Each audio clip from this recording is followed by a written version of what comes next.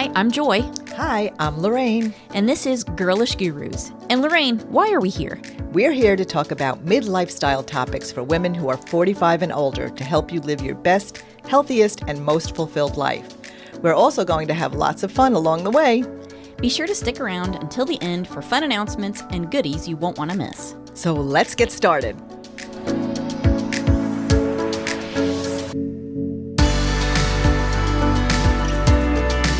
Welcome back to another episode of Girlish Gurus. I'm Joy.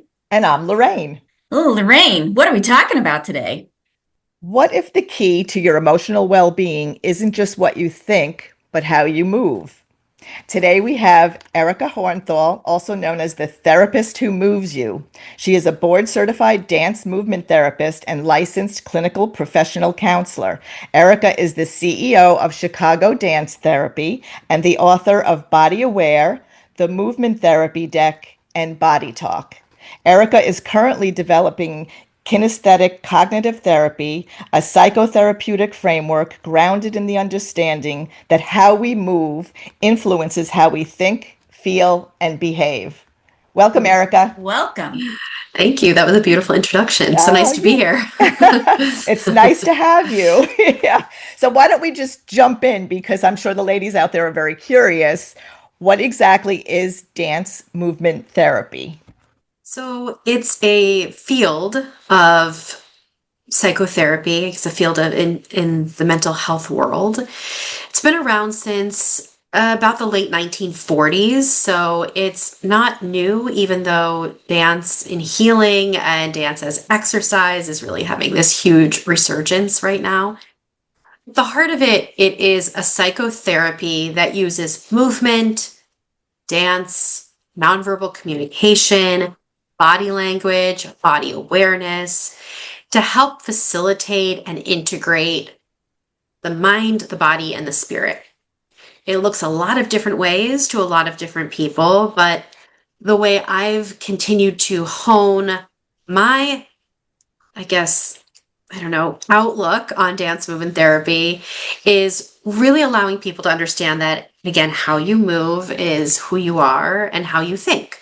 So I'm always interested in helping people, one, notice their body patterns, how they show up in everyday life, work, attachments, relationships, the relationship they have to themselves. And if we want to change anything about that, we have to really look at changing the movement patterns that go with that. So it's an expressive arts therapy. It's creative arts therapy. You don't have to be a good dancer or a dancer at all to do it. Did you hear that, Joy? Utilizing our natural inclination to move. Yeah, because Joy will tell you she does not dance, and I'm trying to get her to do so. No. You have to. I just posted this on Instagram, why you think you're a bad dancer or why you can't dance. So you'll have to check that out. I will check that out because I am 53. I am fully aware of what I'm good at and what I'm not good at. And I am not good at dancing. I'm just not. I look like I'm convulsing. So this is, I ask people, when did you stop dancing? Because we all dance as kids. Do you have an idea of like when you stopped dancing for fun?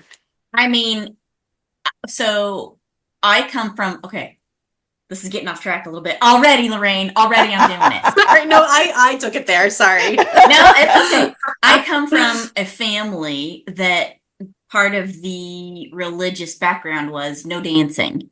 Okay. So, yeah. I don't know. Movement to me is less about dancing and more about like gym class. You know what I mean? Sure.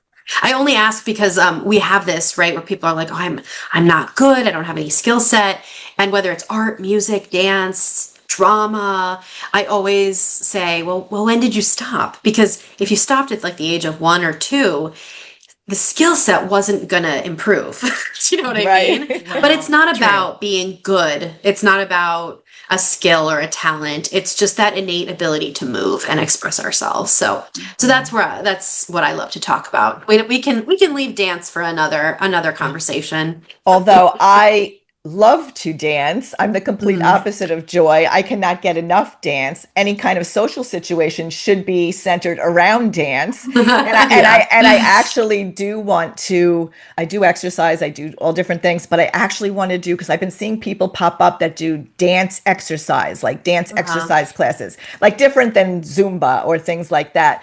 But I think I Yeah. actually would like to do that because it would maybe encourage me to even move more and get my cardio Yeah, in. Mm. Lorraine, you are always in your performance era. Okay, that's just what it is. You really are. It's just, I it love makes, it. but it really does make me feel so good. It's just, I Mm. love weddings. I love getting out on the dance floor. Oh boy. Oh, that just Yes. gives me it gives me angst just thinking about it. Well, I am not built for dancing either. Like I That's have my funny. body. I'm not, I'm not built for dancing. I don't run either. I don't run. Oh, I'm with If you. you I don't see do me that. I don't running, know. if you see me running, something's wrong. Like something bad is happening. Someone's That's it. chasing I you. only run when someone's chasing me. Yeah, Right. that's how that's my philosophy. Well, okay, so that is a good segue to my first question, which is, all right, so it's obvious throughout your book that movement is more than just exercise, right? And that's part of your philosophy in general. And so when you're talking about movement, it is so much more encompassing than just thinking about, okay, for a set period of time, I'm going to go, I'm going to walk, I'm going to lift weights, I'm going to work out, whatever. Can you Yeah. give us a better idea of what is movement? Yeah. So movement is the umbrella. Within it is physical activity and exercise. Exercise is the smallest component of movement. So something I ask clients, or I'm going to ask the audience right now, is how are you moving right now? Because you are moving right now, and most of them are probably not in the gym. Maybe some people are listening to this on the treadmill or while they're running for fun. I don't know what that means, but anyway. So there are ways that we're moving before our definition of movement changes. And, that might be breathing, blinking, shifting your posture, things that are happening involuntarily. Our blood's flowing, our heart's beating, cells are dying and dividing. There's so much movement happening all through our body, all around us. When we limit ourselves to this really small definition of movement, it doesn't benefit us in many ways. If my only definition of movement is going to the gym and running, if I don't have time for it or I feel pressured to do it, it may not have the effect that I'm hoping it's going to have. Additionally, we'll keep moving in ways that are familiar. So let's say I'm pretty tightly wound, fast paced, maybe even identify as anxious or having anxiety. It's likely that my exercise choices are going to match that pattern. And so when we try yoga or something slower, we feel really uncomfortable and we don't do it. Mhm. So we really need to look at a robust movement vocabulary for our mental health, not just physical health. Because like you said, movement isn't just cardiovascular. Movement is it's everything. It's how we learn. It's how we relate. It's how we acquire knowledge. It's how we feel. So if we're limiting our definition of what movement is, we're limiting our life. There's Good point. a passage in your book. I took a few of them out, and this kind of hit me, and it kind of relates to that. You said, now think back to when you woke up this morning. How did you wake up? Were you startled by an alarm clock? Did you naturally wake up as the sun shone through your window? Perhaps a family member or pet woke you up by jumping on you. However you woke No up, experience there. right? However you woke up, what was the first movement you remember engaging in? Perhaps you intensely rubbed your eyes, slowly yawned, indulgently stretched, abruptly turned off the alarm clock, or haphazardly reached for your cell phone on your nightstand. Consider how you got out of bed and all the movements you did as you got ready to start your day. Did you take your time or did you feel rushed? Were you aware or in a daze? Did you stumble and clumsily bump into things or pay attention to your surroundings as you carefully tiptoed or shuffled to the bathroom? When I read that, I actually had to think about that because I remember being startled awake by alarm clocks during school, and that is really not a good way to get going in the morning. And now thankfully I can wait for the sun to wake me up and it's just a more pleasant beginning to the day. But I just felt like that really just hit me, like thinking about just the movements that you start with first thing in the morning. Yeah, yeah. And we're not always in control of them to some Right. degree, right? Oh If I yeah. have to get to school at 7:30 in the morning and my body doesn't want to wake up at 7:30, we have modern devices that help interrupt our circadian rhythms. So, Hmm. I think a big part of it is also learning not to feel shame and judgment around movement, just becoming more aware, right? Body Yeah. aware, becoming more aware of what it is and knowing that there is more we can do, instead Hmm. of feeling like we are, conditioned to or just a victim of, our responsibilities. And well, okay, maybe the alarm's waking me up abruptly at 7:30. What can I do to slowly transition through that alarm? Right. It's yeah, just it's a practice. I Or even mean, choose a different alarm. Maybe right, a not different something, song to a wake up different song. to. Yeah, yeah. So it's Yeah. all a practice and it's that awareness. So, there's some things I wrote the whole book. I didn't use like a ghostwriter or anything, but it was during a very stressful time, the start of COVID. I don't always remember every detail of what I wrote, but I do remember writing that. Yeah. And because I wrote it from experience, I was Yeah. like, Yeah. how do I wake up? How did I used to wake up? Pretty unaware, pretty rushed, pretty hurried. And I definitely still have those days, but I am way more aware of how I'm starting my day, and it has a great impact on how my day ends. Yeah. I love That is that. that is very valuable and it's very powerful because most of our audience is 45 and older. Mhm. And so here we are in perimenopause or in some circumstances postmenopausal years. And Mhm. so now you're at a time in your life, hopefully, listeners, where you can have that luxury of being able to not use an alarm clock. But the flip side of that is we also, in many ways, we lose that movement we had because maybe we're retiring or we no longer have young Mhm. children we're caring for. And sometimes there's more stress because you're going through perimenopause and you have those symptoms that you're trying to deal with. You may feel more disconnected from your body because of the menopause process. And so, can you speak to that a little bit and maybe give our audience some ideas about that change, that transition in life? Yeah.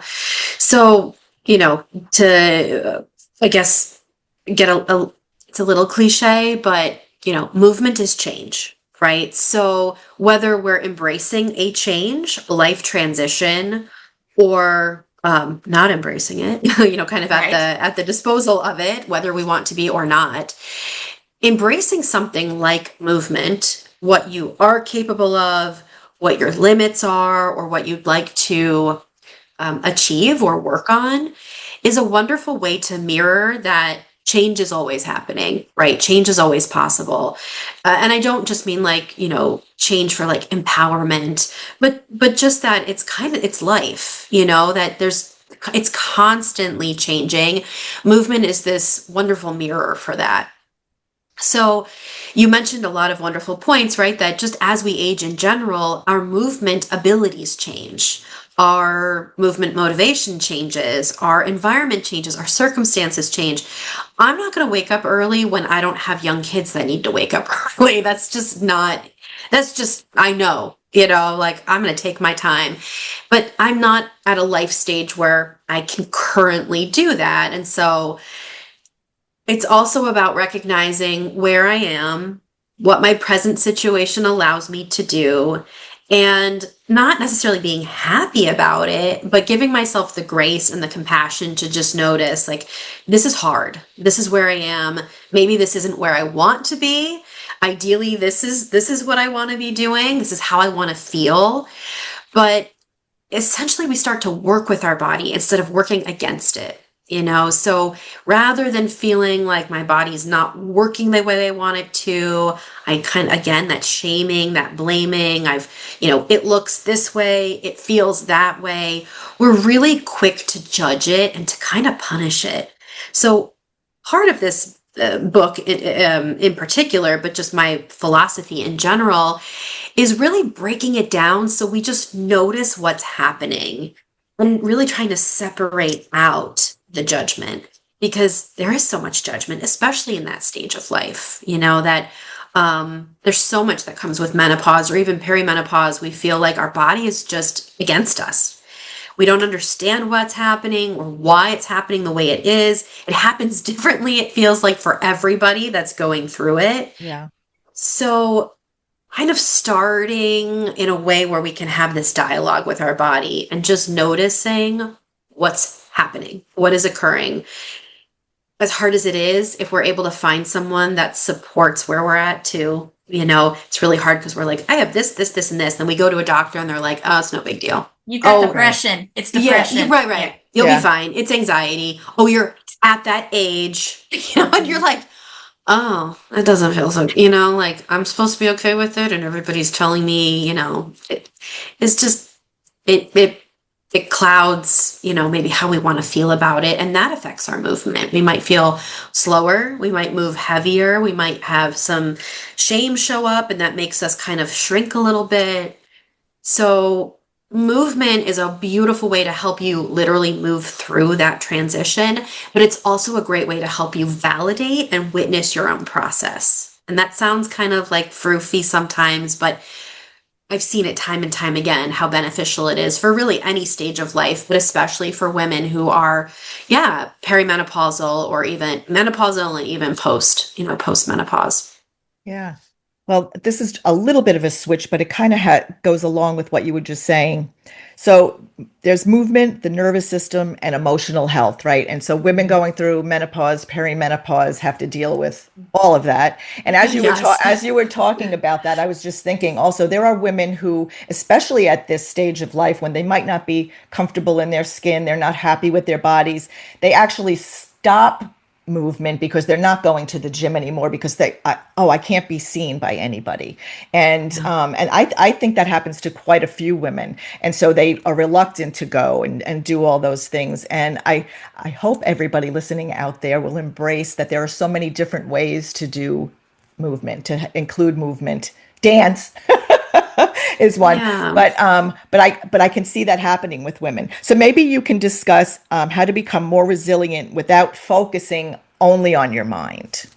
Yeah. Wait, before you get into that though, I will say this is one of my favorite parts of the book, was the part where you talked about developing resilience through movement. So this I think is just brilliant. Yeah. Oh, thank you. Well, it's my favorite part to talk about, really. So to address what you said, though, it can be really overwhelming if, especially coming from my perspective where it's like, well, just dance. Dance will make you feel better, this, that. And so going from I don't want to be seen, I don't feel comfortable in my skin. Now you're telling me I have to go to a club and dance it out. I've got to go to, Zumba or this cardio funk class and be in front of people when I don't even want to look at myself in the mirror, right? And I just want to say that that's not true. That's not what we're looking at. You don't have to do those things. Right. So where the resilience piece comes in is building, I keep using this phrase, a robust movement vocabulary. What does that mean? We all have movement signatures. When you see someone walking in a distance and you can identify who they are simply by the way they're standing or gesturing, we all have movement signatures, the way we talk, the way we move, the way we emote or don't emote. And so we get in these ruts where we're only moving in certain ways because our brain doesn't care about happiness. It actually cares about comfort and safety. So I'm not going to move out of my comfort zone if I'm perfectly content where I am and I'm safe enough, right? So what we can do instead of just throwing ourselves into the deep end or going to that nightclub or that dance class is one, identify the ways in which you already move, your comfort zone, right? Well, I'm pretty stationary, or I don't really like to move much out of my, immediate area. Maybe I don't socialize very much, or I'm super extroverted. And then we want to bring in other elements, right? So as an example, I use, maybe I have a favorite exercise regimen, so we'll use running because we talked about that earlier. Running may be a great release for you. Maybe you've done it your whole life. You get that runner's high, you feel really great. But that's just one intensity. It's just one way of moving. And our mind kind of gets stuck in that intensity. So it benefits us to maybe walk, jog, sprint, do something completely different like static stretching or trying yoga or Tai Chi. Because the elements of our movement are time, how fast or slow, weight, which is how much pressure is on my body, light or heavy. We can look at things like space, how much space I take up, how little space I take up. And the more diverse those profiles are, the more resilient we are and the more resilient our mind is. So it isn't just about being able to think through everything. It's literally training your body to think on its toes, right? So movement patterns, feet patterns, fast, slow, big, small. So these are all things you can start with in the comfort of your own home, no mirror. You can use music or not. Just practice moving your body in different ways and see how that feels for you. Oftentimes, that is what facilitates feeling better in our body before the mirror comes into play, right? Before the clothes fit differently or we don't even care how we look, right? It's like, Yeah. you have to feel it first. And that doesn't mean you have to be witnessed by others. You just have to witness yourself in that. Yeah, I can relate to that because I do not go to a gym. I have a trainer for Pilates. It's just me and her. And Yeah. so I was in that same boat, and I do things at home. I would rather do them myself at home. And even the dance that I talked about that I want to do will be by myself at home. That's how I feel comfortable.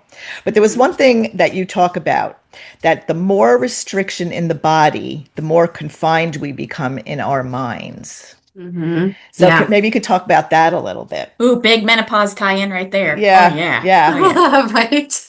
Uh, yeah. So, well, I mean, that to me is it just, I say it time and time again, we really focus on our thinking and our minds in this world. We're very cognitive and very intellectual. We want to think our way through everything.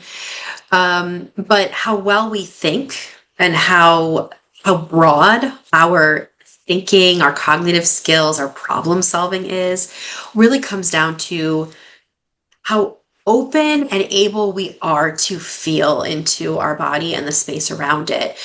Tension constricts the body. Anxiety, right? Anger, depression. It's not that they're bad. It's just these are usually how they shape the body. When we're feeling down or anxious or overwhelmed, it's not safe to expand, right? If the saber-toothed tiger is coming after us, we're not going to flag it down. So we learn to constrict, biologically, we need to make ourselves small and still to survive. And that saber-toothed tiger then is now, the emails, the deadlines, the kids that we're, got to get to 5 million places, the dinner we've got to cook. It's what we've convinced ourselves is daily life, but those become threats. And even though our maybe safety isn't threatened, our emotional safety feels threatened. So in order to expand our mind, we really need to expand our body, but that's why we have to feel safe enough to do so, And so remembering that constriction and tightness isn't necessarily, it's not necessarily a problem. It's actually adaptive. It's a good thing we have those things in place, but you don't have to do them all the time. We have to start to feel, again, safe enough. I talk about like security and stability in our body so that we can expand, because the expansion is, yes, what allows us to think differently, to think more, to think on our toes, to problem solve. A lot of the things that we're losing because of modern day technology. We're not, Right. I don't True. need to move on my phone, and so even the posture I take, it's like we're looking down, we're hunched. Hmm. Psychologically, it is not helping our thinking, and then our body is just, continuing to constrict and tighten, and that doesn't help us think our way out of things either. So, what is one step that a woman could take in if she feels like she's in that situation? There's just so much stress on her body, in her mind, and she doesn't want to go to a gym. She doesn't want to engage in social situations where she's dancing or whatever. What are some simple steps that she can take to That's to me. to get movement? Yeah. Yeah, yeah. So, I think this is where I get foggy because I'm like, is it in the end? Is it in that chapter? I think it's toward the end of the book, actually. I talk about acing your mental health. So the acronym ACE. A is our favorite word, awareness. The C is to challenge, and the E is to express, or I've been using the word expand. So I'm going to walk you through it briefly. So, awareness. When I notice I'm feeling a certain way, because it usually starts with cognitive, right? For most of us, we're already in our heads. We start to feel a certain way. I'm thinking this, I'm overthinking this, there's a loop happening, I'm really anxious or overwhelmed. That's the first step, is like, notice what you're thinking and then relate it to the body. What's happening in my body right now while I'm thinking this thought? So if I'm anxious about dinner tonight, how's that anxiety showing up? That's the awareness piece we're interested in. My hands are jittery, my chest is pounding, maybe my shoulders are tight. It's going to be different, depending on Hmm. you and your situation. Just a few things, right? Just in those moments, couple seconds, notice, how's my body showing up through this anxiety, as an example. The C is we want to change or challenge that. So if I'm noticing, let's say my chin is down and it's contributing to this mindset, I might think of just slowly lifting my chin.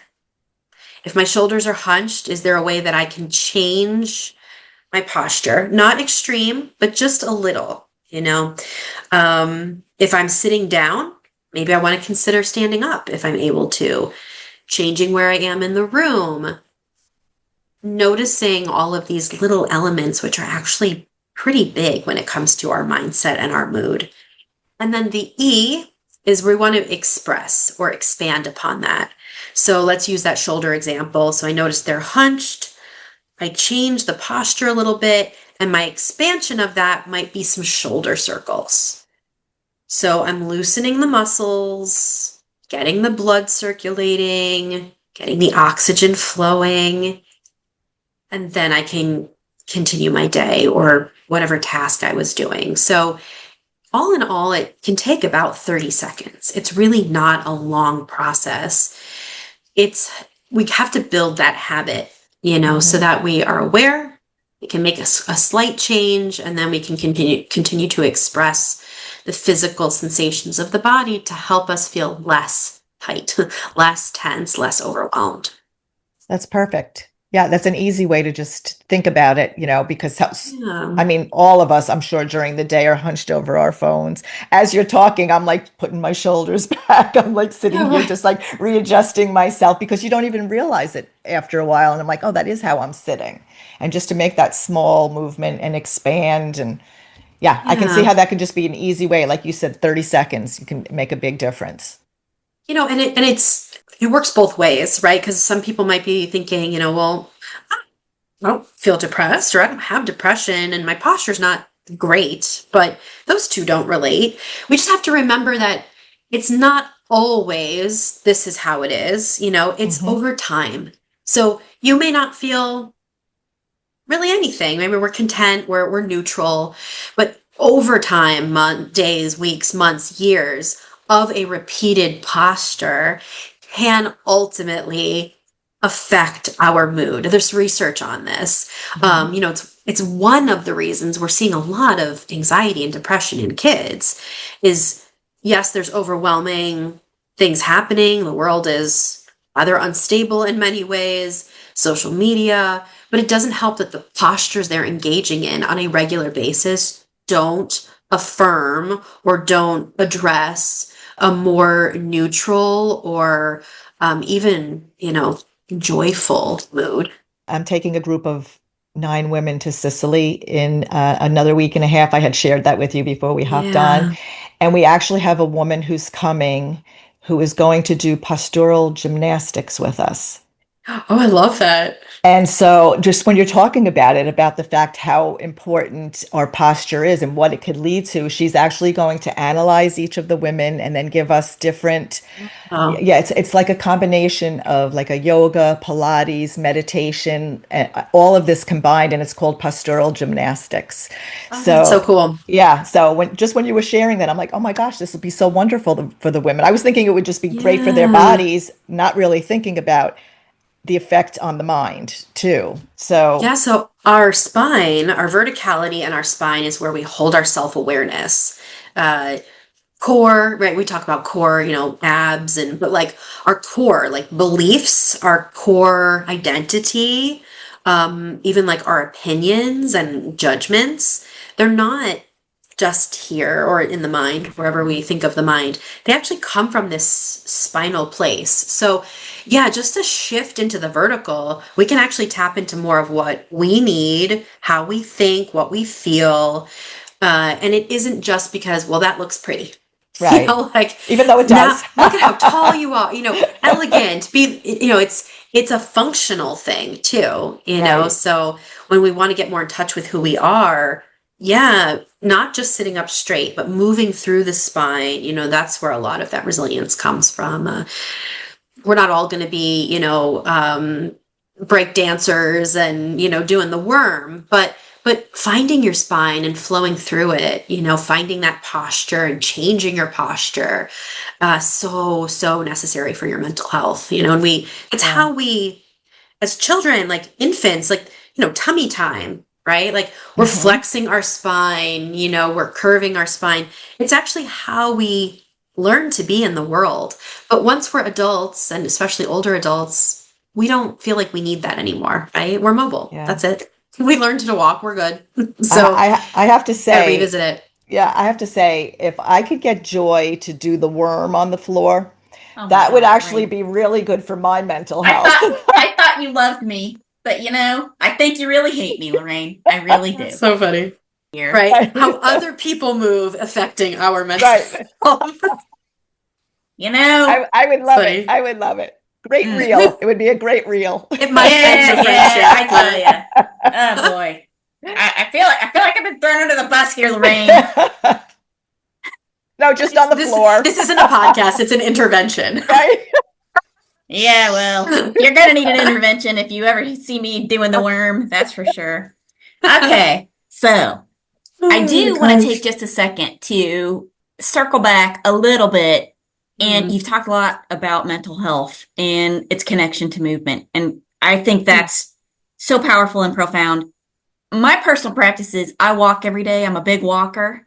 And yeah. that always makes me feel better, no matter Mm, what is going on. The Mhm. walking is Me too. always like critical to my mental health. But for mm, women who are 45 and older and mm, who are maybe transitioning from one kind of caregiver into a different kind of caregiver, mm, and or you know their bodies have changed and they're trying to figure that out, just all those other things that go along with this big huge transition in life. Can you give us some kind of idea of, or maybe a few pointers about how to start reconnecting with yourself, what kind of movement protocol you should use, etc., to help us get through this transition? yeah, yeah. So my first instinct is I want to make it as simple as possible, you know, and I don't want it to cost money, right? The last thing I want to do is like, go take this class, go do this. that's great. You can research those things yourself, Google it if you're interested. So the first thing I think of is, and I talk about this in bodywear too, is give yourself the opportunity for maybe 30 seconds, under a minute, to move in all of the planes or the dimensions of movement. So briefly what that looks like, we move up and down, so vertically. We move side to side, which we call horizontally. We move sagittally, which is really forward and back. So when maybe we wake up in the morning, this would look like a stretch, a vertical stretch. You don't have to stand to do it. So if you're laying down, it just changes what that looks like, right? But it's always going to be out the top of your head, right? So stretching up and then our feet, reaching down. Nice stretch in bed if you want to start that way, or you put your feet on the floor, you reach into the space above you. You don't have to touch your toes, but just let gravity kind of pull your head, curve your spine. Again, 5 seconds, 10 seconds. Something like giving ourselves a nice hug, right? Embracing our upper body and then allowing our arms to stretch out. Right? So these look like calisthenics, just like reach to the stars, reach to the floor, reach across, open up. And then lastly, that sagittal, which could just be walking forward to the bathroom or going into your kitchen. But we don't want to forget that we also want to walk back. So walking backwards, people might be like, are you crazy? I'm going to fall. You don't have to walk backwards, but do something to acknowledge the back space. Because that's where we recuperate. That's the respite, the like, whoa, the deceleration. Think about it in a car. You accelerate, your body goes forward. You decelerate, usually your body kind of, you step on the brakes and you're like, whoa. So we want to just give our body that ability to wake up our connections. Vertical is self, horizontal is other, sagittal is like environment. So these small movements are actually great ways to prime our mind for these relationships, right? For like how we're going to move through our day, how we're going to move through menopause. You can do it in the morning. You could do it whenever you feel like really disconnected and just need a little refresher. I always tell people or my clients to also do it before you go to bed, or do it in bed, because the sagittal is a little harder, but you can give yourself a nice big hug in your bed. You can reach out, just smack your partner if they happen to be there, just like take up space where it feels safe to do so. So that's one thing where you can just physical practice to just prime yourself, prime your mind.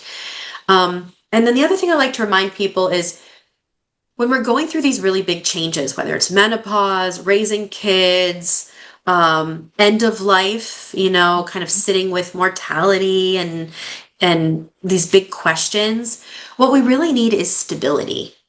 And your best friend is the wall or a piece of furniture, something that can support you, that isn't ideally moving or going anywhere.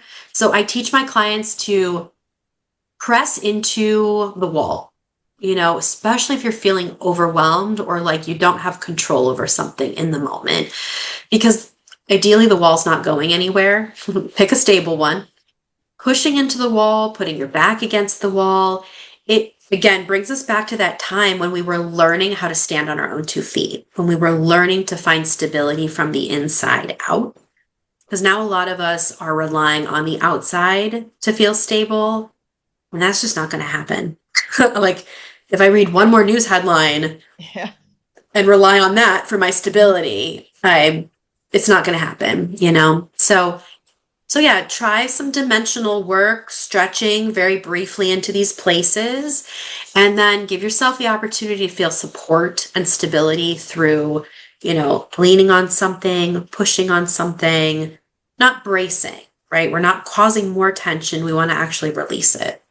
That makes perfect sense to me, because grounding in that moment and trying to remember, oh, I do have support. I do have something to help me get through that transition. Yeah. Yeah. Critical. And, people listening might be like, that can't be it. Like that, how is leaning against the wall going to bring me, my It's not going to make my husband support me. It's not going to make my doctor on board with me, because it's not about changing other, right? I know that we can't necessarily change people or the places around us. We want to look to change or create, again, support and stability from within. And then hopefully the other things follow, or maybe we already have great support externally, but we also want to be able to support ourselves. And so it's not taking away the hardship, it's teaching us that we can show up through it, and that we can be present to it, not enjoy it. I'm not asking you to like it, it's just teaching us that, the cliche of like, we can do hard things, and it's been a while maybe since, again, a lot of us felt that struggle just to mobilize ourselves, right? Because for the first 2 or 3 years, people were probably just carrying us everywhere, And so we're basically revisiting that pattern of like, I need to feel held. I want to feel carried in a sense, but as an adult, I can do that for me. And I can witness, I can, find that in my environment, find that in myself, find that, lean into the counter while I'm brushing my teeth. It sounds really small and like it's not going to do anything. But the repeated exposure is so valuable. And I can't tell you how many times clients are like, whatever, I tried it. I kind of leaned on my kitchen counter while I was cooking and it did something. Yeah. You were right. It actually did something. I'm like, yeah, because it is that simple. We just need to revisit these movement patterns that we've kind of lost along the way. Yeah. Hey, Lorraine, don't forget, it's time for us to schedule our Lifeline screening appointments. They're 5 simple tests to help us keep on top of our heart and bone health, which is important for women over 45. Yes, Lifeline Screening has been the premier provider of preventative health screening for over 30 years. In that time, over 10 million people have had screenings to detect their risk of stroke, cardiovascular disease, and other chronic illnesses. Lifeline Screening can provide meaningful benefits for your body and mind, and that's why they're committed to delivering accurate results and recommendations that could give you a healthier advantage in your everyday life, such as early detection of serious conditions, prevention of disease progression, peace of mind so you can enjoy life, savings with more affordable screenings, and no insurance required. Yep, and don't forget, by using the link in the show notes of this episode, you get a special offer available to Girlish Gurus listeners, so make sure and schedule your appointment. Get peace of mind now. Here's to your good health. Also, witnessing that connection between the movement and the awareness of, oh, hey, I'm supporting myself. That kind of also brings it full circle. Mm-hmm. Yeah. Yeah, especially if we're not feeling so supported by maybe the people or places around us. Yeah. And for many women, they may override those signals that they're getting. So one of the questions that we had wanted to ask you is, how do you explain what it means to listen to your body? Oh, yeah, that's a really important question. I feel like I've seen that everywhere on social media. And so there's no secret formula. So anybody listening where they're like, okay, I'm ready to take notes. How do I listen to my body, right? Actually, all the things that we've been doing are how you listen to your body. So before we get really overwhelmed with like, okay, needs to be quiet enough for me to hear that inner monologue, or I want to feel my body speak to me. Even as a dance therapist, I don't necessarily have that experience, and so I started to like doubt my own, gosh, if I don't have this intuition, and I realized it just shows up differently, so some of it is giving your body permission to move in whatever way it's already moving, right? Like listening to your body could be continuing to sit on the sofa even when someone comes into the room and you feel like you need to get up, right? Someone's here, or I'm so lazy. What am I doing sitting around? Well, now someone's seeing me in my laziness. I better look like I'm doing something. I do that a lot. So I'm like, maybe listening to my body is actually continuing to sit on the couch. My mind is the one that's telling me, don't do this. What are you doing? This person's going to judge you. You're judging yourself. My body's like, we need a break. So listening to your body is sometimes just continuing to do what you're already doing. It's also like allowing yourself to stop doing what you're doing. So it's like it's both. That sounds crazy, right? Because people are like, how could I continue doing something but also stop doing something? That's where the awareness comes in. It's getting out of that headspace long enough to just let the body do what it needs. So one example again is like, how often are we holding our bladders when we really need to go to the bathroom? I know some of us are All like, the I'm going to the bathroom. I'm going to Uh, the bathroom all the time. What are you talking about? But we train ourselves where we're like, 10 more minutes, you can hold it. Fine. That's not listening to your body, because your body is like, we we need to gotta, relieve ourselves right now. we What are gotta you go. doing? Right. And then we like wear the badge of honor, like, I have a bladder of steel. Like I can hold it for hours. Hunger. I know some people might be like, but I'm eating all the time, or I've already gained weight, or I'm so hungry.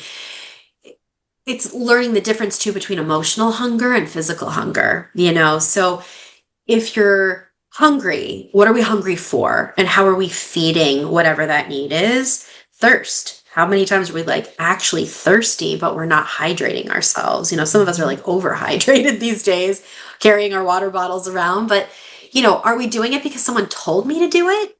Or do I really feel my body is thirsty? It needs a drink right now. So get in touch with your sensations. That's really how we listen to the body. Are you aware of your sensations? You can start with the big five, sight, taste, smell, sound, all those. There's so many more. Yeah. I've read there's 22 senses. I've read there's over 100 senses.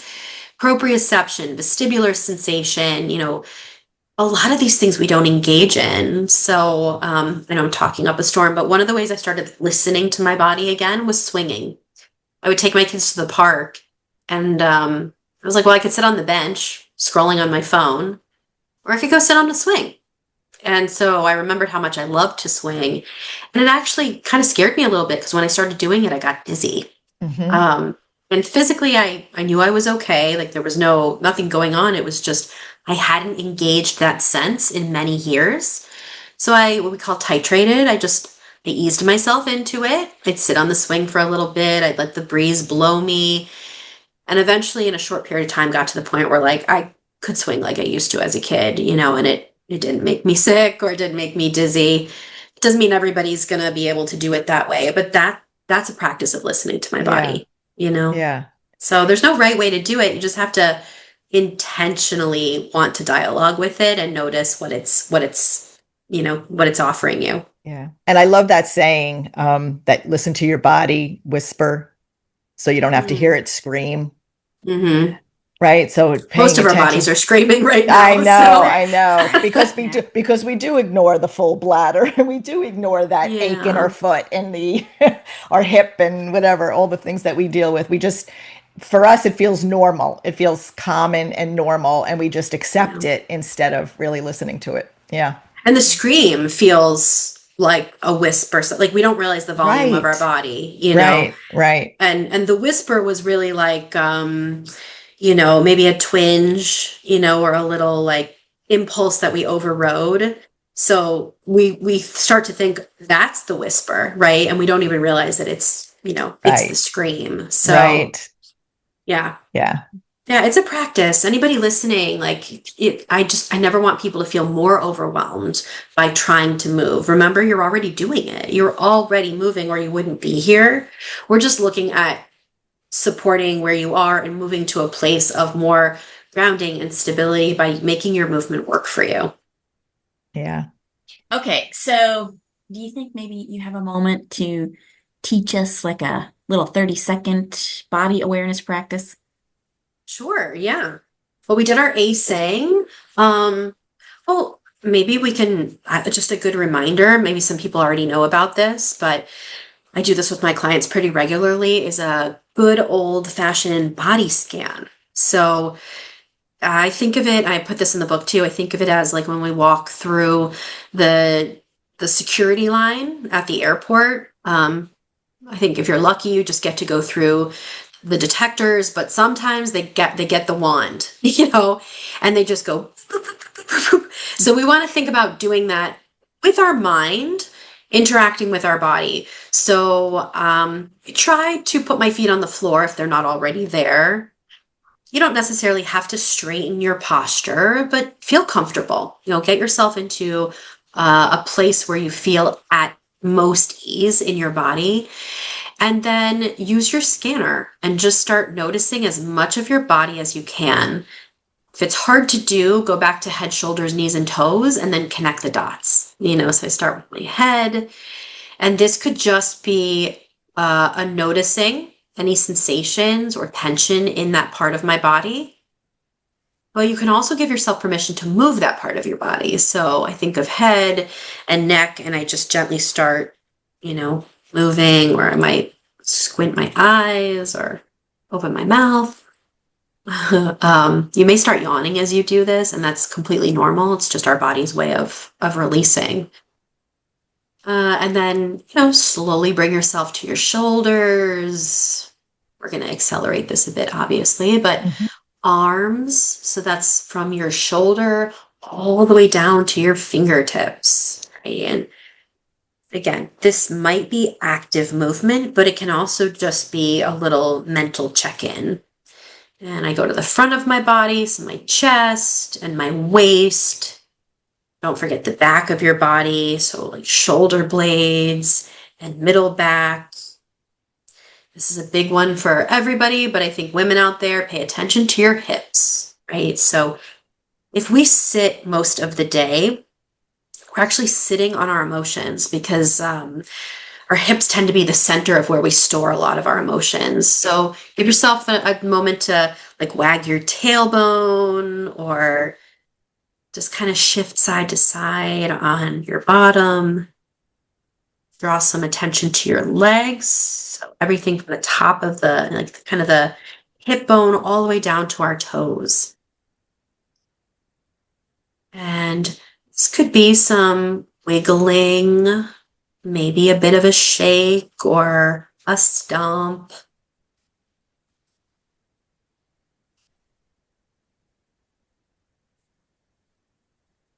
And you can stop there, or if you feel like you have more awareness just of your whole body, this is usually when I invite people to just take a stretch, you know, so just whatever that looks like. I'm already yawning. You know, just give your body opportunities to spread out, release some tension. Yeah, and then look, the two of you are already doing more movement, right? Yeah. You're like, this is I didn't coin the phrase, but on social media, people call me the therapist who moves you. And every time I'm like, well, this is why it's fitting, because I just bring a little bit of awareness, then all of a sudden everybody's moving. So I'm like, there you go, I moved you, my job is done.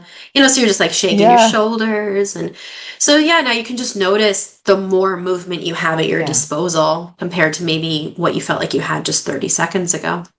I actually love that phrase, the therapist who moves you. Mm-hmm. I love it. Yeah, it is. My friend, my music therapist, so long story short, I own Chicago Dance Therapy. I created this tagline, therapy that moves you. And one day she was like, well, if your company is the therapy that moves you, then I guess that makes you the therapist who moves you. And I was like, I think I'm going to change my social media handle. Yeah. So, it wasn't my idea, but I loved it. It stuck. Yeah, I love it. Here we are. Yeah, I love it. I love it. So, Erica, how do we quiet the inner critic in ourselves? So I'm laughing because I'm like, same as we've kind of been talking about, right? In order to quiet the inner critic, we're talking about the mind. The mind judges, the body doesn't. I always make a joke. I'm like, your pinky toe doesn't look at someone else and say, oh, she shouldn't be wearing that. Our mind says that, right? Our body doesn't judge. So it's not your body that's judging, it's your mind. And so in order to get out of or escape the mind, all we need to do is drop it into sensation. You know, so we've talked about this already, right? Is take a moment to be aware of your surroundings. Some people are familiar with what we call 5, 4, 3, 2, 1. So you use the senses and can think of like 5 things you see, 4 things you can touch, et cetera, et cetera. The challenge with that is people say, well, that's not repatterning. It's not rewiring my thought, right? Don't I need to think something else? But all thought comes from body and movement patterns. So if you continue to drop into your body, it will quiet the inner critic. Either we'll learn to not focus on it. Again, it won't be so loud. It won't be the only thing we hear. Or we get more comfortable with it, right? And then we can actually we stay logical, we stay reasonable, and we can actually have a conversation with it where we say, really? You're being too hard on yourself. Let's put that to the side, I always ask people too, I'm like, what critic is that? Like, who taught you, whatever you're saying to yourself that is a criticism, who taught you to say that? Because more often than not, it's not even your voice. It's someone else that said, maybe a caregiver, or a teacher. Not to throw teachers under the bus, they're great, but like sometimes it's someone else's criticism, Right. It's someone else's standard. And at the end of the day, we're like, I don't even really believe that, or I don't want to believe that anymore. So we have to get to a place where we have access to logic and reasoning. And if the inner critic is triggering us, we've already lost that connection. So grounding through our senses, finding a way to connect to the body allows us to meet that inner critic where it is and actually challenge what it has to say. And can movement help us with ruminating? Oh, totally. And- Yeah. and- I mean, I see all of this as movement. That's kind of like, just that Yeah. reminder, that sensation, Sensations. tapping into Okay. movement, Yeah. right?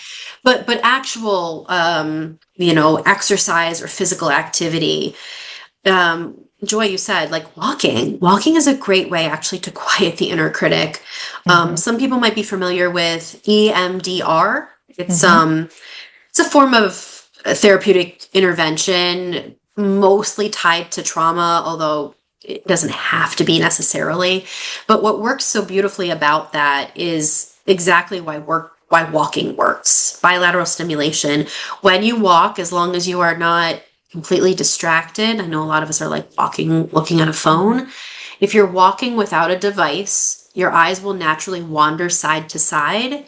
That's bilateral stimulation that allows your nervous system to complete the stress cycle, to recuperate, and to actually feel better, more stable, more grounded. So we can do things like that, kind of.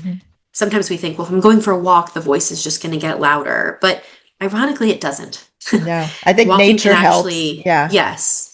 Spending time in nature, walking can actually quiet that judger. Yeah. Okay. Good. So Yeah. dropping into sensation is a way to deal with that. That's a good. Totally. Overthinking is more a product of undermoving, but it doesn't mean that you like, okay, well, I'm exercising 6 days a week and I'm still overthinking, right? Because it goes back to those movement patterns I was talking about. So sometimes it's just moving differently. The overthinking could be, I guarantee that as you're overthinking, your body is very constricted and tight. So if we're walking or we're dropping into sensations, we're already bringing in more movement than we were just a few moments ago, which is a way to override that really strict inner critic. And then I think it's worth saying, as you were talking, I was thinking that book that came out many, many years ago about like everything I learned everything I needed, I learned in kindergarten. Right. That is true for movement, So instead of complicating things, you could even ask yourself, like, what movements did I do, if you remember, in kindergarten? Head, shoulders, knees, and toes, the hokey pokey, duck, duck, goose, tag. I mean, not that we're going to do those movements right now, but you don't have to understand in order to move through something. And actually, as adults, we tend to over-intellectualize everything. So you understanding why you're feeling a certain way isn't actually going to change the way you feel. What changes the way you feel is how you're moving in relation to it. So yeah, kind of remind yourself of the simpler time and what you did to move through your day. So I'm like, a good shake, a little twist. I mean, I have my youngest is 6, and I just look at him from time to time and I'm like, he just moves all the time. Just moves all the time. And he's a pretty regulated little guy for a 6-year-old. So I'm like, something's working. Yeah. Like, and for some of us that are constantly moving, that also means being still, right? Like, so figure out what movements you're not engaging in and try to find ways to build that in, and your inner critic will thank you. Yeah, and learn to be still without a device. It's really hard. I I will know. say I know. It is hard. Yeah. stillness was already hard, but now with devices, it's even harder. Yeah. Balance is the key for sure. Mhm. Okay, so my next question kind of ties in with that a little bit, because the way we are in society today is always trying to be productive, always trying to get the next thing done, always trying to, and you mentioned this in your book, cross things off your list, right? Yeah, we're human doings. We're not really human beings Yes. anymore. I'm big about that too, the to-do list. I mean, I've got one 3 feet away from me that I'm just trying to figure out how to check the next thing off. So Yeah. when you are doing less, how can you feel more productive? Because you do talk about that in your book. Like, how do you do less and still feel like you're being productive, getting things done, and being a human doing in a way? Right.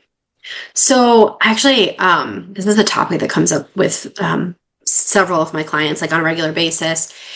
Sometimes it actually comes down to, if we're looking at like the cognitive piece of it, changing your definition of productivity, because and what it means for us. Like, sometimes productivity is tied to self-worth.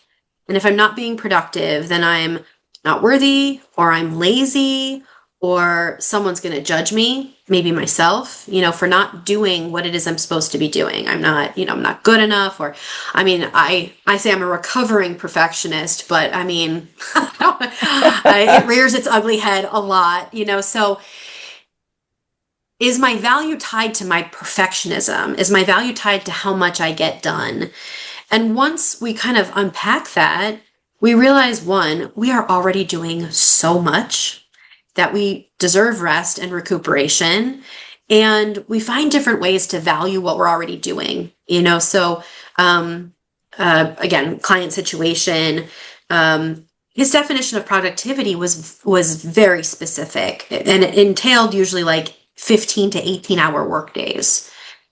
And he's not doing that currently. And he was telling me, like, he took his kids to school, he made them lunch, he made them dinner, he picked up a friend, he had coffee. And I said, you had a very productive day. Like, you did a lot. And he was kind of challenged it, because he was like, but I didn't work. But is work the only way that you're productive? Because you kept your family alive today. Like, I know it doesn't feel like that, but like, you fed your kids. And I mean, even as a mom, I don't always think of it that way, but it actually allowed me to feel more compassion for what I'm doing, and to actually give myself permission not to do all the other things all the time. I can prioritize, like, this I have to do because it's time sensitive. And maybe that's the only thing on my to-do list. So the other thing to consider is how many things are on your to-do list. Because if you have 50 items written down and you get to 1, that feels pretty unproductive. So I've gotten really good at making short lists that I can actually complete. Because even if there's a longer list somewhere, I feel accomplished because I've crossed something off. I check it, I cross it, I scribble it. Like, Right. the less I can see that it ever existed in my calendar, the more I'm like, got that done, And that's movement too. Like, it's a little bit of like scribbling, kind of getting it out, and I'm like, that's done. So there's a lot to unpack there. The other thing I want to say is, keep in mind that for a body and a mind that can't sit still, or has trouble being stagnant, or maybe we think of it as lazy, that can be the most productive thing you do, because you're doing the one thing that your body almost feels it's incapable of, So I've worked a lot with several clients on this, but one in particular, it was so hard for her not to keep moving, because the keeping moving what was keeping her from thinking or being in those like intrusive thoughts or really dark, feelings. And so of course when we stopped moving,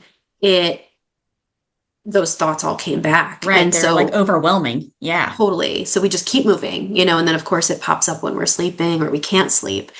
And so down the road, we really worked on, in small bursts, small situations of just being still, even for a moment, pausing whatever you're doing, and then go back to it. Think of yourself, you have a remote control, and whatever you're in the middle of, maybe you're stirring dinner for your family, pause.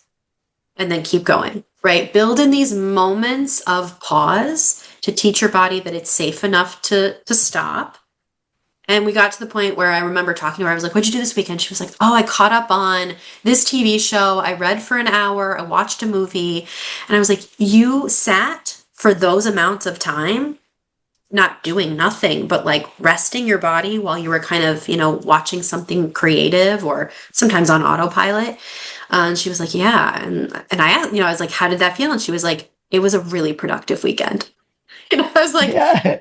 amazing, because she wasn't able to do that, and she has a very hard work ethic, makes money, does a job that didn't have to be tied to productivity anymore. It was actually like, how can I be productive as a human being? And if that means resting, finding downtime, because I haven't done that in years, that's productive. So it may not be what people expected to hear, or they're like, but that doesn't help. But reframe your definition of productivity. And at the end of the day, your body is always doing a lot. You don't realize it's keeping you alive. So, you're not doing nothing when you're sitting, because, there's a lot of things happening involuntarily that doesn't require thought to happen. So your productivity could be tied to, well, I'm not making enough money, right? Okay, then we address that. Like, what is my connection to financial stability, or how do I feel about money? What's the narrative? It isn't necessarily about what you think it's about, and then we can, actually start to understand ourselves a little bit more, and then give ourselves permission to change, to change those habits. So it's hard, again, coming from someone who's like, the more I can do, the better. Oh, same. It's been a huge shift, but I feel so much more resourced. I'm not too exhausted to be with my kids, and I can say no to things, which I didn't even know that word up until a few years ago. So I think I could hear a collective sigh of relief out in our audience right now from women who are accepting that and realizing, oh, it's okay. It's okay for me to feel I don't have to do everything. I don't have to be everything. And what I loved about what you said, like about that dad that got to spend time with his kids, and that reframing that to be that was productive, not only for him, but for the kids spending time with their dad too, because that's another thing nowadays, right? Everybody's so busy, and we don't take the time to connect with one another. So even just having connection is productive. Yes. Yeah. Thank you for saying that. Right. Yeah. Like, we're so disconnected that, just the question you had before, right? How do we listen to our bodies?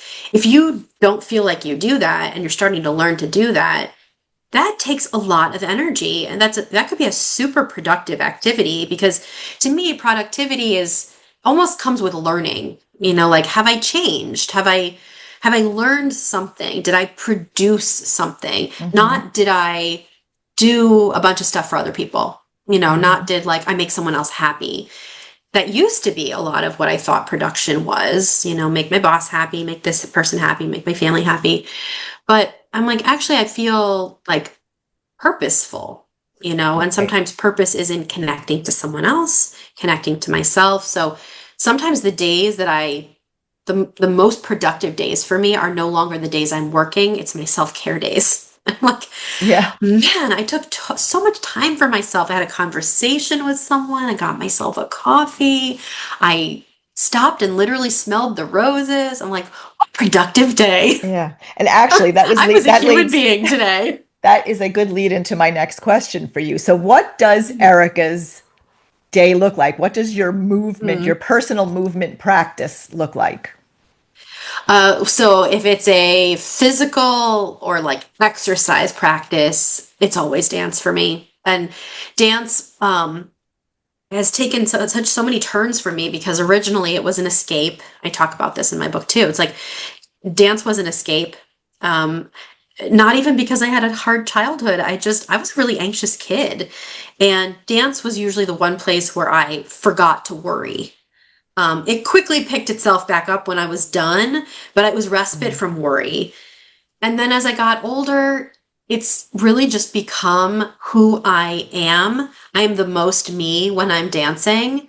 Doesn't mean that I don't like have, thoughts or my inner critic doesn't show up or I'm not like, oh, this is what I wore to dance class. What's happening? Like, did I sleep? What's going on here? But I just feel the best version of me, and then I have more space for whatever else is going to happen. So I try to start my day dancing or end my day dancing. Not every day, but at least a couple times a week, if not, in a good week, 3 or 4 times a week. But my other movement practices outside of like physical activity, I love Pilates and taking walks, conversation, time to talk with a friend, on the phone or gosh, in person is even better. And for me, alone time. Like I'm an only child and I love being by myself. I'm the youngest of 4, I love and I love talking being by to myself sometimes. Yes. Yeah. Yeah. I love talking to myself. Same. So I can't do this every week, but like I'll take a day where I'm in Chicago. I love to go into the city. And I'll just like take myself window shopping or take myself out to lunch. If I can't do a whole day, just me taking myself out for coffee, like that is me time, so those are my regular things. That whole thing it's hard just with feels- kids and being a it feels like- caregiver, but it's so necessary. That feels like just a big hug, like, It does to me. Yeah. It does. Yeah. Yeah. Yeah. Whereas that's some good people are stuff. like, well, I got to get to, I got to go out with the girls. I got to have drinks here. Like we can be so pressured to be social because we think social is, healthy. But alone time is also can be healthy, so those are my typical practices. And then for everybody else out there, it's like routine. We don't want to be stifled by our routine, but routine is what anchors us, or like a ritual is what anchors us to the present. So I'm not a stickler. Like I'm not a like, got to be out the door at this time. Got to do this, but just the activities themselves, getting my kids to school every morning. I like the respite from that. Don't get me wrong when there's like breaks, or holidays, but too much of not having that, I start to notice that my body needs the routine again. So notice what your routines already are and know that like those are movement practices too. Your morning coffee, your walking the dog, your bedtime routine, all of those things are actually movement practices that can help us take care of ourselves better. Perfect. Okay, so where can everyone find you? On social media? Do you have a website? Yeah, my website is my name, ericahornthal.com. Or as I mentioned, my handle, mostly I hang out on Instagram, is the therapist who moves you. So those are probably the 2 best ways to get in touch with me. And then I really love to hear from people. So Okay. I don't hesitate to actually connect, email me. You could even call me. My phone number is Wow. available. Oh, that's dangerous. No. Yes. You think so, but very few people take me up on that. Okay. So I love to talk on the phone though. So Oh, good. if you want to talk, Okay. feel free. And your books are on Amazon. Your books and the therapy what is it called? Yeah, wherever. Yeah. So Body Aware, I have a therapy deck, which is the therapy deck, little the cards. exercises, and then there's a journal called Body Talk, wherever books are sold. So if people listening prefer to use Amazon, you can, but you can also get them at your indie bookstores too. Okay, perfect. Perfect. And if you want to change your life, start by changing how you move. For sure. Yeah. But so now Joy has 3 questions to ask you, and we like to end each episode with this. So go ahead, Joy. Okay, so before I get into that, first of all, go check out this book. It is so good. Yes. Yes, it's a great read, and it has so much good information in it. And we didn't get a chance to talk about like trauma and somatic healing and things like that. Maybe we have you on again at some point and we can Yes. do a deep dive Yeah, into sure. that. Yes, Yes. that's I say it's trendy. It's been around for very, very long time, but it is a very trendy topic these days, and a lot of people have a lot of questions around that. So trauma and somatics, yeah. Yeah. Well, I feel like we're just now giving ourselves permission to talk Mhm. about some of these things in a more open way. And so Yes. anytime we Yeah. can contribute in a productive and meaningful way in that space, then I think it's a valuable thing to do. But I do want to get to the 3 questions because I find that they're so revealing and they're so much fun. Okay. So we like to ask some questions so that you can, share your life philosophy with the audience in a more rich way. So Okay. first question is, if your 80-year-old self could whisper something to you right now, what would she say? Keep dancing. Keep dancing. I was just going to say that. Yeah. I should have known. Like George Bernard Shaw. I'm like, we don't grow old because we stop dancing, or we don't stop dancing because we grow old. Stop dancing because we grow old because we stop dancing. Yeah, Right. just don't stop dancing. That's what I would whisper. I never started. I would tell Joy, don't stop doing the worm. Oh, come on. Lorraine, don't make me do the worm. Next episode, Erica, I will have had Joy do the worm. Okay. All right. No, I'm telling you, not enough wine, Lorraine. There's not. I would have to go to the chiropractor every day for a month after that. I'll fix you. I bet you will. Yeah, I can feel that coming. All right. Question number 2. Gosh. What's your midlife superpower? The thing you never realized you'd be this good at? Oh gosh. I feel like I want to say something about kids, but I guess it's going to come out wrong, but I'm better at parenting than I thought I would be. But that doesn't mean that I'm good at it. So I sometimes I surprise myself in just being able to be with my kids in their own struggles. I guess that's what I want. I don't know if it's a superpower, but I didn't grow up around a lot of kids. I never wanted, I wasn't a babysitter. I even to this day, like I like my kids, but I'm not like a baby person. So sometimes my husband and I are like, wow, that was good. Like, yeah, look at we did us. okay today, Yeah. and it does kind of feel like a superpower to be able to take care of someone other than yourself. Yeah, for sure. In a healthy way, because we can deplete ourselves too. So Right. I'm surprised at myself even saying that, but I feel like sometimes my superpower feels like parenting. Sometimes. That's Good. cool. Yeah. Okay. So, question number 3 in the final one. Okay. What's something you've stopped apologizing for? Oh, everything. except I apologize when I've made a mistake or like a legitimate, oh, oops, let me try that again. But I used to apologize kind of for just existing, just for taking up space, and I don't do that anymore. I have to catch myself. In my head, I hear it, but I don't actually say it. So I want to say everything. But let's say I stopped apologizing for things that I wasn't responsible for. And Perfect. you talk about that in your book. You actually write about it in a very poignant way. So I kind of feel like that is the perfect cap on the talk. And do you mind if I read one more passage? I thought it would be a good way to end the episode. And before I do, all the ladies out there, be sure you go and follow Erica. Get her book. This is helpful for everyone, not just women. Thank you. For everyone. So Yeah. Yeah. It's not age specific either. So Yeah. like you can use some of the exercises with kids or older adults. Most of the book was inspired by my work with older adults. Perfect. So yeah, Yeah, very thank you good. for that little plug. I appreciate it. Yeah.